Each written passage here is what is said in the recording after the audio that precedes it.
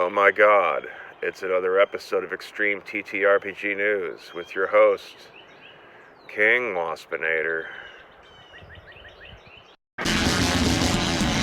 Extreme TTRPG News. Extreme TTRPG News. Extreme TTRPG News. Extreme TTRPG News. Extreme TTRPG News. Extreme TTRPG News. Yeah, Extreme TTRPG News. Extreme TTRPG News. For the world's most awesome TTRPG. He's there now to me. When the words like a ghost attack, beating the RPG boys and cut up the slack. Extreme!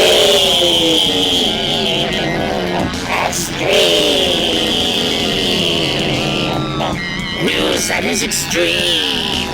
TTRPG power! It's been a pretty rough week for Middle-earth. As you've undoubtedly heard by now, elves managed to get out of Mirkwood and attack dwarven settlements around the Lonely Mountain. This has ignited a firestorm across the entirety of Middle-earth, as tensions run high in elf and dwarf communities everywhere. Disappointingly, in spite of decades of dwarves supporting orc rights movements, official orc organizations have come out in support of the elves. And in spite of the clear and imminent threat the elves pose to the dwarves, some members of the dwarves are still inclined to want to bring up human supremacy for some reason, despite the fact that the humans are not the ones attacking them and haven't attacked them for almost a century. The human kingdoms of Dale, Rohan, and Gondor have all issued statements in support of the dwarves of Lonely Mountain, but have a problem on their hands with their own half-elf populations who seem to be taking the side of the elves, since they were never properly taught about human values in history. And now the dwarves are blockading off Mirkwood and are about to destroy the entire forest, which by the time that is over, people will have forgotten the original acts of elf hostility and all the blame will be heaped upon the dwarves yet again. And these are, of course, issues that most people should be talking about. It's a bit hard to want to, make Middle-earth tube videos about Dungeons & Dragons or, oh no, Taylor Swift's movie might have depressed audience attendance because of the war in Mirkwood. Like, who cares? Unfortunately, because of the divide between the leadership of the human countries and the half-elf activists that they've raised, it's a little hard to tell exactly which side is safest to come out in support of in the long term. I must say there is a certain historical irony that the dwarves have been pushed into a position that they're about to be blamed for committing a genocide on elves. I've even seen people try to justify the elves' actions by saying it would have been okay for the Ents to wipe out the humans who occupied their land. Which if I were an Ent, I'd be maybe a little insulted that these people are just making these declarations that besmirch my own Entish morality, but that's just me. Obviously, I'm just trying to take the position of what I think I would be like if I were an Ent. But I'm not an Ent, so who knows? Maybe I would be bitter about humans living in Hobbiton and the Shire and Bree in such close proximity to holy sites like the Old Forest and Tom Bombadil that I would have a different perspective. But unfortunately, I can only really speak from the human point of view. So let's hope that the dwarves don't go overboard, and let's hope that the elves don't manage to manipulate everyone into thinking that somehow this is entirely brought upon them out of nowhere. The elf-dwarf conflict goes back thousands of years in Middle-earth, to a point where most people don't even really understand the whys, and in modern times want to make it all about politics and resource struggle, and don't want to acknowledge the religious influence of the Silmarillion. So anyway, on this day of global magic, I want you all to be safe, and just remember that while we might want to be neutral in all of this, unfortunately, nations like Dale and Rohan have interfered a lot throughout the past, and so whether we like it or not, we are kind of a part of this whole story. So, make of that as you will.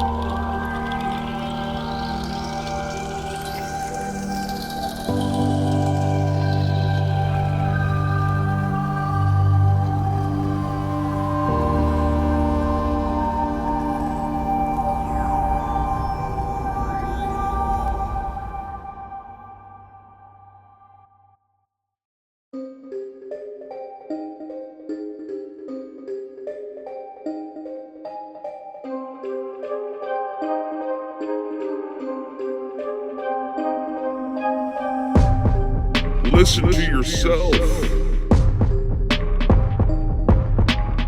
Focus more on writing a good first adventure than trying to outline an entire campaign. Plant seeds inside of rumors that characters can hear so that they can discover epic quests on their own. Only use dialogue if the NPC really has something to say, metaphysically speaking. A good single encounter that has a challenge to reach it, often involving doing a little research to find out what the creature is, or where the place is, and then the journey to get there, the journey to actually get to the encounter. That can be way more effective than a big, elaborate, sprawling adventure with 100 random encounters in a dungeon. The players themselves will offer the complexity on top of what is otherwise a simple plot. It is in part why pulp tropes are so core to how role-playing games are run.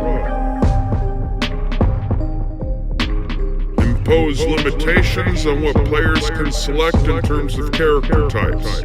This will create better narrative cohesion. It is through limitations that the parameters are set. And it is the parameters that make it a game. Consider yourself somewhere between a franchise manager and a carnival ringleader. You're putting on a show. And if you're running an established IP franchise, it is reasonable for players to have certain expectations. Most people and animals, if they take damage, will retreat. Very few things are willing to fight to the death. Experience points should be rewarded for defeating your enemies, if that system is based on XP rewards based on ending an enemy. Slaying them is not necessary. Any major encounter should have 3 different ways to resolve this. Do not do this like Skyrim, where one is for fighting, one is for magic, and one is for stealth. What you want to instead do is prepare based on the 3 core player types. Are they brutish and are just gonna shove their way into the room without thinking about what's on the other side of the door? Are they investigative and they want to spend a lot of time searching every corner of the room looking for clues? Or are they a reluctant player who doesn't want their character to get hurt under any circumstance? If you plan out for these 3 core responses, even though the players are likely to come up with entirely their own scheme that has nothing to do with those 3 responses, between those 3 responses, you can triangulate where the players actually are so you can better improvise the emergent 4th way. Remember that the only way for the player to truly interact with the game environment is through their character sheet and use of dice. Sometimes miniatures, but not everyone's into minis. Personally, I'm not a miniatures guy myself. Theater of the mind, or whatever the fuck you want to call it. Theater of the mind, or whatever the fuck you want to call it.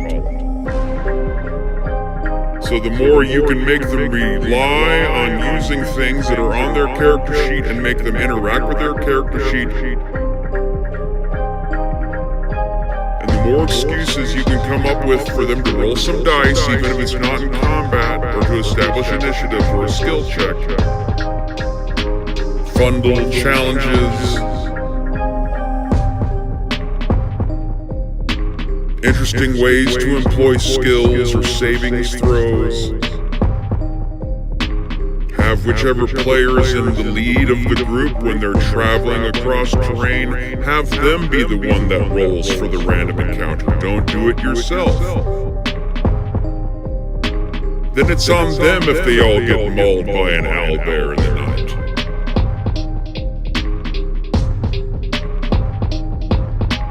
And that's basically it. I'm sure there's other things I could think of that I could say or things I could expand upon, but as I said, I'm just trying to keep this quick and simple to the point because honestly, the best advice you're gonna get is from yourself in the end, with a little bit of experience.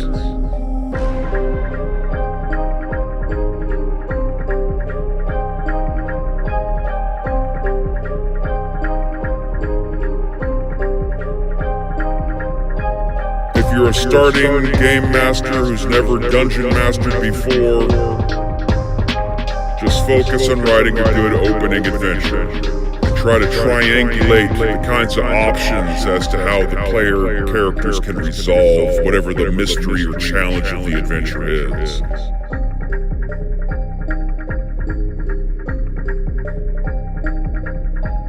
It is through limitations that the parameters are set.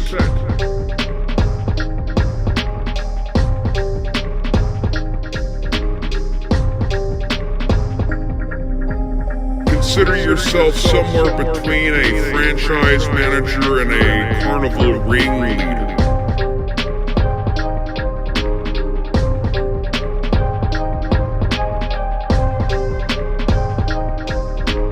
The emergent fourth way.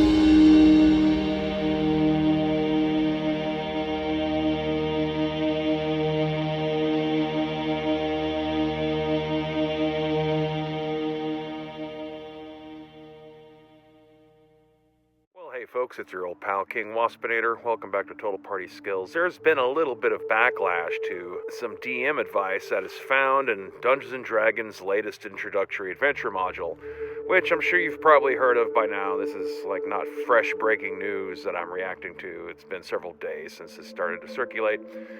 But the basic gist is, if you find that your players are having trouble with the fight and are in danger of losing, start handing out advantage on their rolls like candy to make sure that they, none of the player characters die. This is the sort of thing one does if your primary goal is to, maintain some sort of narrative within the story structure of the adventure.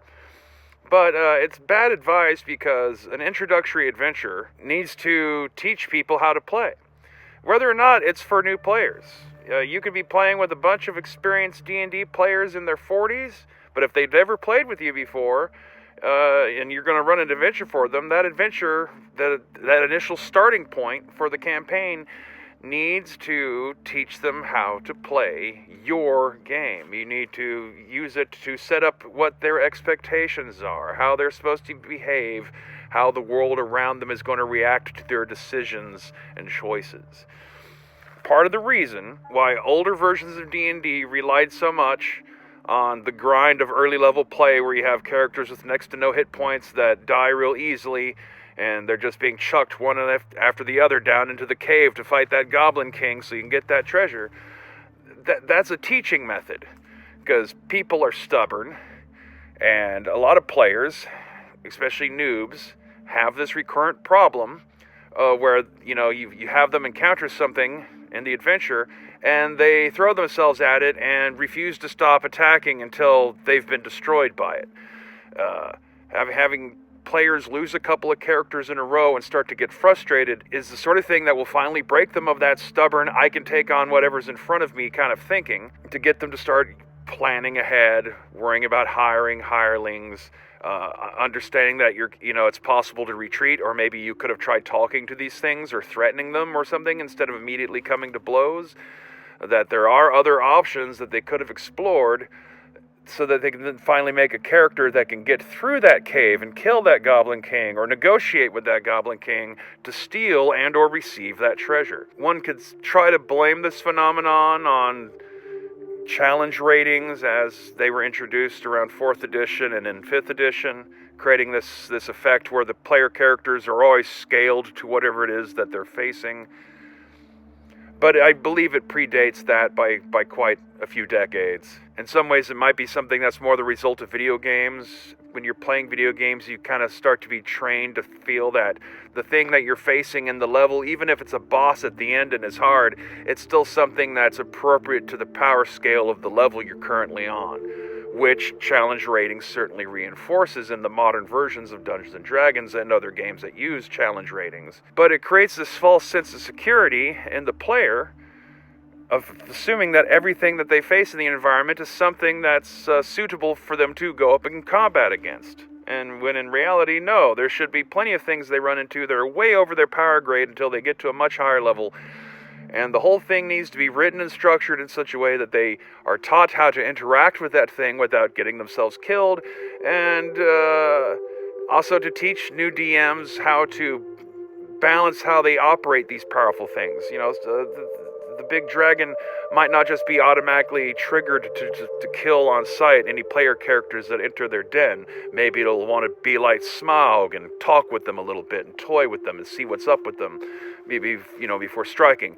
Giving the characters some breathing room to figure out how to deal with this challenge without immediately throwing them into they're being hit by a cone of fire blast and all that kind of stuff. But these DM tips, as are apparently written in this new adventure module for 5.5, that doesn't really teach the players anything. It might help them teach the basic mechanics of the gameplay, which they would learn anyway in any combat scenario, whether they survive it or not. But it doesn't teach them to stop and consider what they're doing. It teaches them that, when things get tough, don't worry, we're going to bend things to make sure that you succeed no matter what, which deflates the challenge and therefore some of the fun of these things. You could just go play a video game by yourself on journalist mode and not have a bad time. What makes D&D or any role-playing game a game and not just a bunch of people sitting around imagining together is that there are structures and rules and stakes. There are limitations on what the player characters are capable of doing and how well they're able to do it. And if you remove failure from that process from them, then none of those limitations actually mean anything, and it stops just being a game. Instead, it's just a bunch of people sitting around fantasizing with each other. Which, I mean, sure, but that doesn't necessarily justify the need for buying all the books and DM shields and player cards and spell tablets and dice and maps and all the other accoutrements, not to mention all the books and source books and second edition books and source books for those second edition books and ad infinitum. Not that whole industry wouldn't exist if all it was just people just making shit up off the top of their heads sitting around a table together for some reason. No.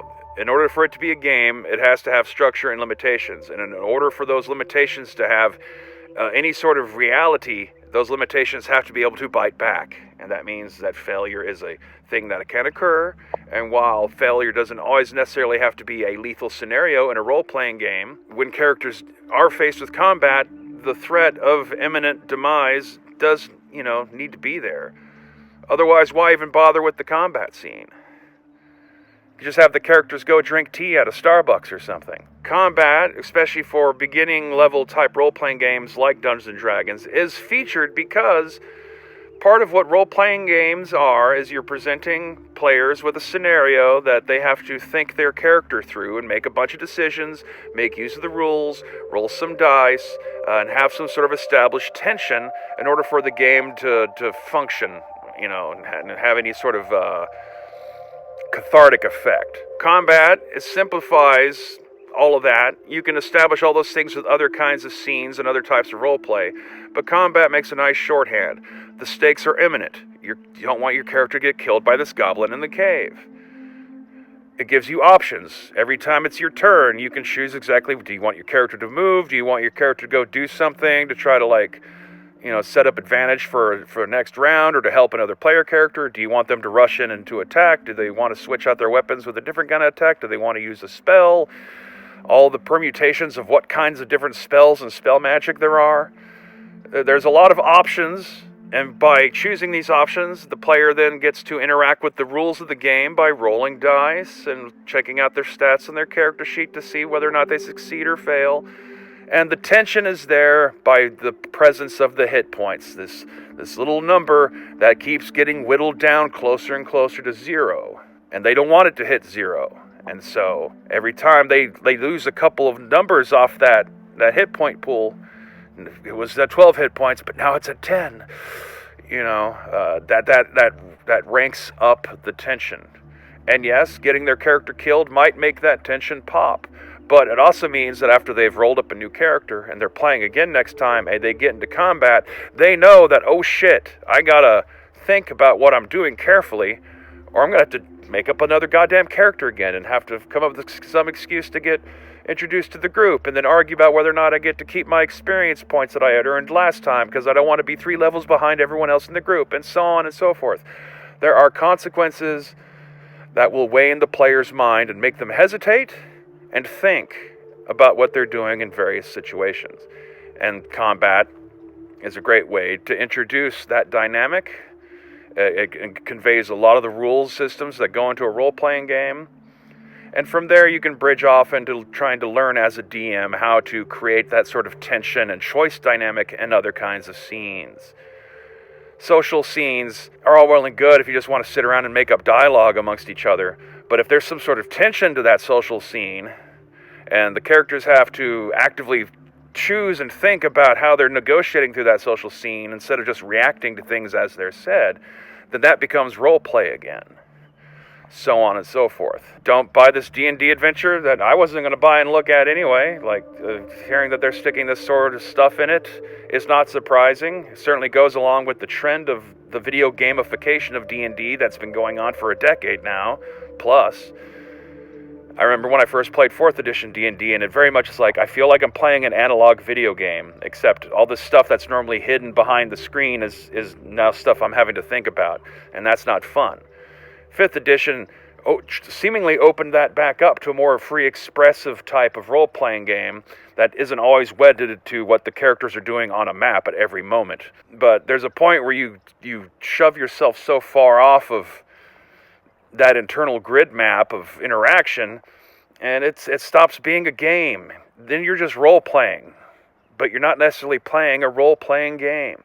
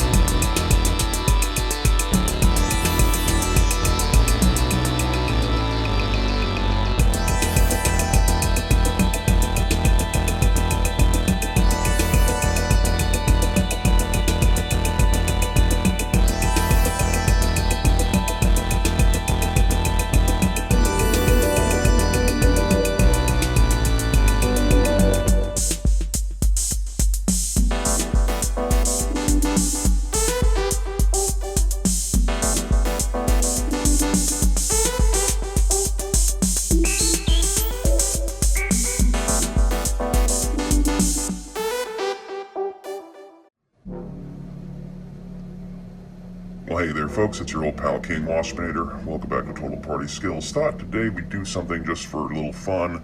I noticed another channel had done a video, just for shitposting's sake, where they were doing a smash or pass based on all the various My Little Ponies. I thought it might be fun to do that with the classic 5e D&D Monster Manual.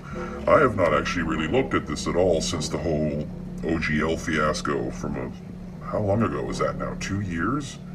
Year and a half? It's hard to keep track anymore.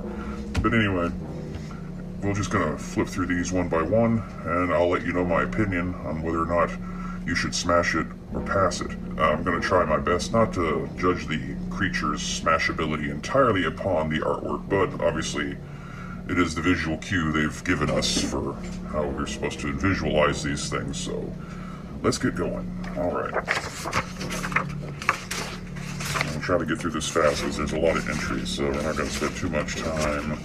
So we're going to start off, we got Aarakocra. That's going to be a pass. They're covered in feathers, you don't want lice. The Aboleth, always wet, and they play mind games. That's definitely a smash. Deva Angels, I'm going to say pass. Planetar, pass. The Solar, I think we're going to have to say smash on that one.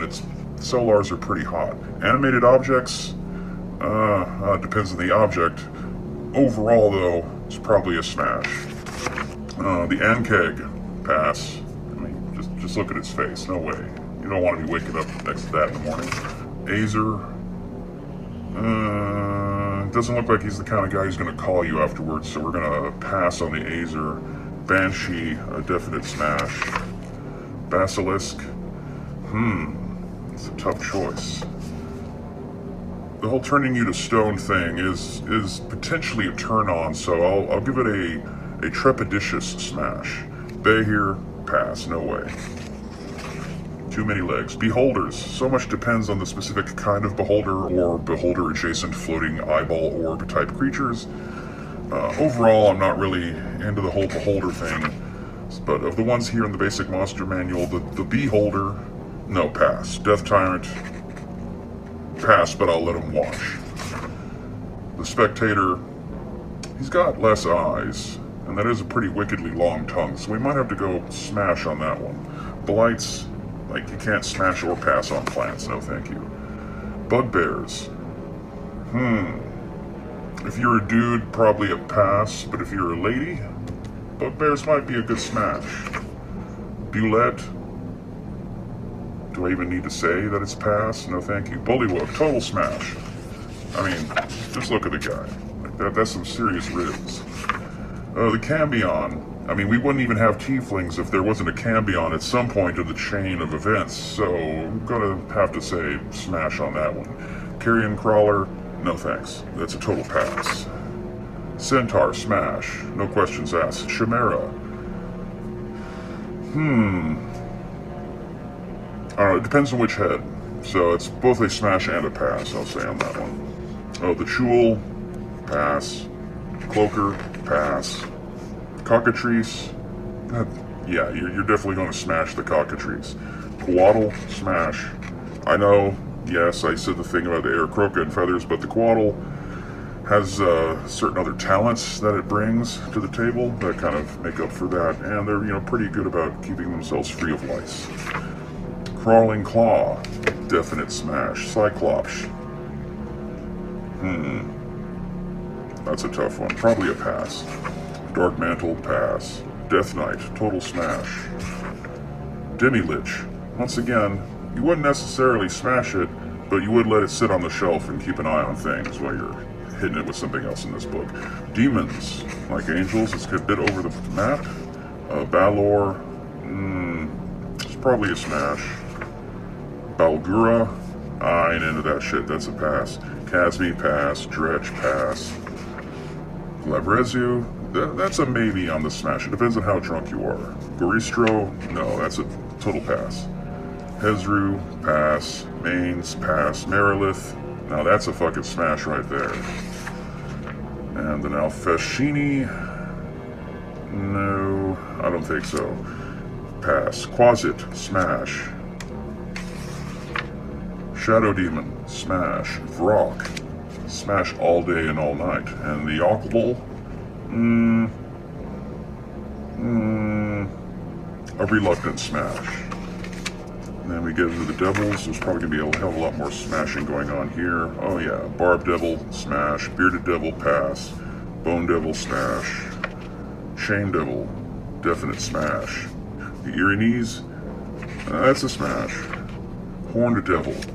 I mean, why are we even doing this video if you're not going to smash the Horned Devil? Ice Devil, pass. Too frigid. Imp is a smash. Lemure, probably a pass, unless, you know, you're just not having much luck at the club that night. Pit Fiend, definite smash. Spined Devil, definite smash. Dinosaurs aren't real. Displacer Beasts, I mean, it's like pussy perfection, man. Obviously you're gonna smash the Displacer Beast. Doppelganger, there's a lot of possibilities if you smash with a Doppelganger, so that's definitely going to be on the smash list. Dracolich, pass. Shadow Dragon, smash. Black Dragon, pass. Blue Dragon, pass. Green Dragon, smash. Yes. Good sexy green dragon. Red Dragon, smash. I mean, it's like the iconic dragon of D&D. Obviously, you're going to smash it. White Dragon. I mean, everyone wants to smash the White Dragon, no matter what kind of shit they talk, so obviously, White Dragon's a smash. Brass Dragon's probably a pass. Bronze Dragon is definitely a pass. Copper Dragon, a reluctant smash. Gold Dragon, smash. Silver Dragon, definite smash. Dragon Turtle, smash. Drider, no thank you. Obviously, Drider's going to cause controversies with a lot of people who have arachnophobia, so that's probably just safest to go with pass. Dryad is a definite smash. The Duergar, depends what kind of mood you're in, so I'm going to have to 50-50 that one. Elementals. The Air Elemental, pass. Earth Elemental, pass. Fire Elemental, smash. Water Elemental, I mean, it's always wet, so obviously that's a smash. Drow. This is going to be controversial, guys. But probably all in all, the Drow are a smash. Empyrean. Pass. Looks too full of himself. Ettercap. That's definitely a smash right there. Just look at that face, man. Etten. It's like getting to do a three-way without having to do all the legwork of finding a second person, so that's probably a smash. Fairy Dragon. Yeah, smash. Flame Skull. I mean, I think I already been through this with the Demolich. I don't know. I mean, like maybe the red eyes, screaming, like might be more of a distraction than you know, just someone keeping an eye on business. So let's say pass on Flame Skull. Flumph. I mean, just look at it. That's some smashage right there. Fomorian, pass. Fungi, same with plant things. Galadur, pass. Fuck the earth. Gargoyle, yeah, that's a smash. Dow, pass. Genie, pass. Afriti, pass. Merid, double pass. Ghosts, there's too much variety in that. It's like saying smash or pass humans. You know, I'm gonna skip that one. Ghouls, smash, but you're not gonna tell your friends you did it. Giants. Let's see what kind of giants we got. We got a cloud giant. Probably a smash. Fire giant. Probably a smash. Frost giant. Definitely a smash. Hill giant. Yeah, you're definitely gonna smash that. Stone giant, smash. Storm giant. Okay, so all the giants get smashed. The gibbering mouther. Yeah, you and all your friends can smash that at the same time. That's definitely a party favor right there.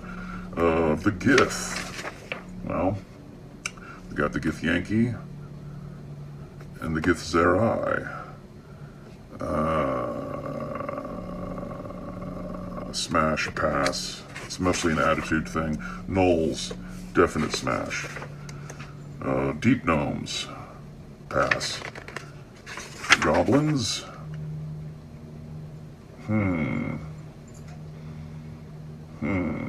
You'll want them around to do shit for you, but I don't know if you'd want to smash them directly, so they're kind of in a quasi-gray area.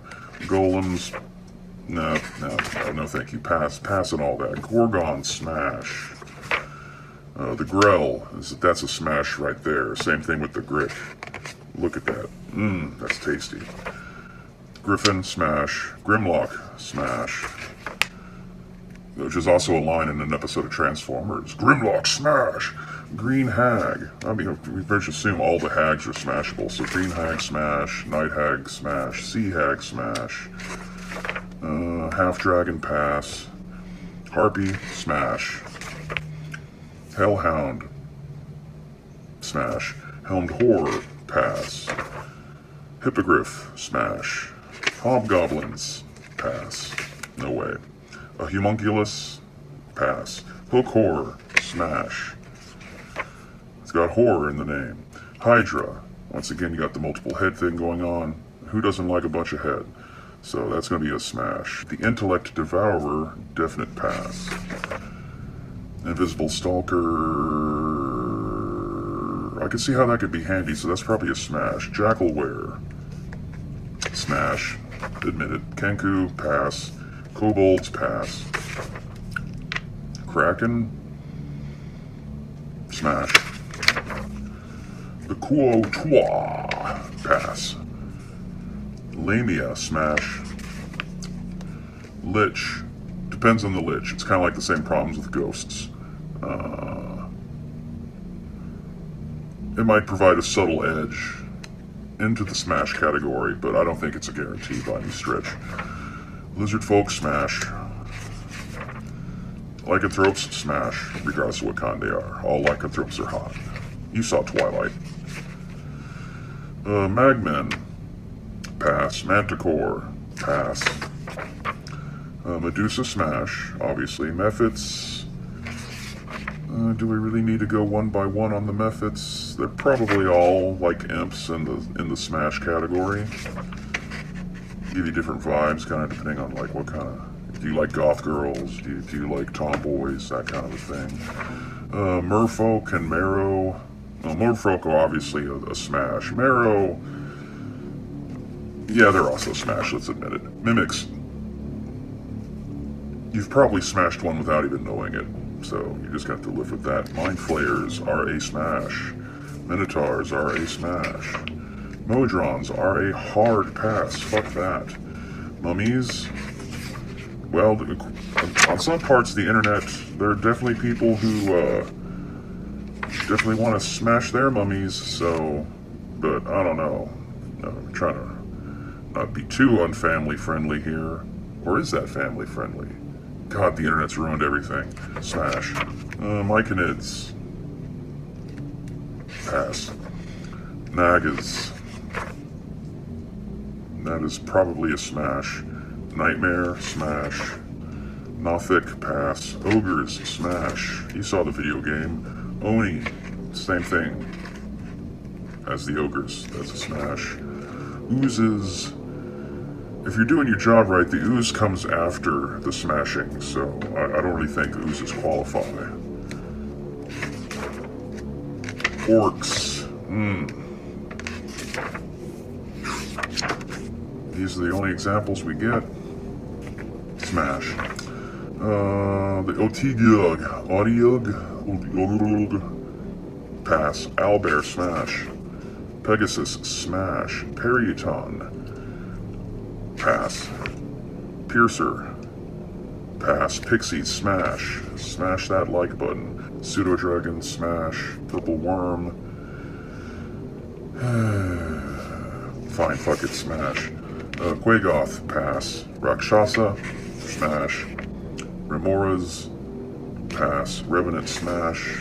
You saw the crow. Rock, smash. Roper. It's a little too kinky, so we're gonna say pass on that one.